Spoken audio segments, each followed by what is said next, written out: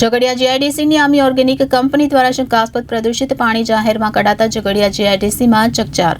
GPCB દ્વારા sample લેવામાં આવ્યા છે. કડકમાં કડક પગલાં લઈ પ્રકૃતિના દુશ્મનો સામે કાયદેસરની કાર્યવાહી કરવા માંગ કરવામાં આવી. ભરૂચ જિલ્લાના વિવિધ ઔદ્યોગિક વિસ્તારોમાં આવેલ કંપનીઓ દ્વારા વરસાદી પાણીની ઓથમાં કેમિકલયુક્ત પ્રદૂષિત પાણી વરસાદી કાંસોમાં છોડવાની પ્રવૃત્તિ નિરંતર ચાલી રહી છે. પર્યાવરણના દુશ્મનોની આ પ્રવૃત્તિથી ખેતર, નાળા, નદી અને જીવસૃષ્ટિને અતિ ભારે નુકસાન થાય છે. ત્યારે હાલમાં જાણવા મળ્યા મુજબ ઝઘડિયાની આમી ઓર્ગેનિક નામની કંપની દ્વારા આજરોજ જાહેરમાં પ્રદૂષિત પાણી બહાર કાઢવામાં આવ્યું હોવાનું સામે આવ્યું છે. એક જાગૃત નાગરિક દ્વારા જીપીસીબીને સોશિયલ મીડિયા દ્વારા ફરિયાદ કરવામાં આવી હતી. ફરિયાદ અનુસાર કંપની દ્વારા વરસાદી પાણીનો લાભ લઈ ચાલાકીપૂર્વક વાલ ખોલીને આ કેમિકલ મિશ્રિત પાણી વરસાદી કાંસમાં છોડવામાં આવ્યું હતું. તો અનેકવાર જાગૃત નાગરિકો દ્વારા ફરિયાદ કરાતી હોવા છતાં કોઈ કડક પગલાં નહીં લેવાતા પ્રદૂષણ માફિયાઓ બેફામ બન્યા છે.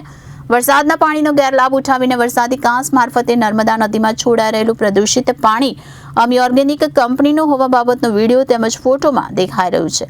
આ પ્રદૂષિત પાણી વરસાદી કાંસમાંથી વહી નહેરોમાં રહી સીધું નર્મદા નદીમાં ભળે છે.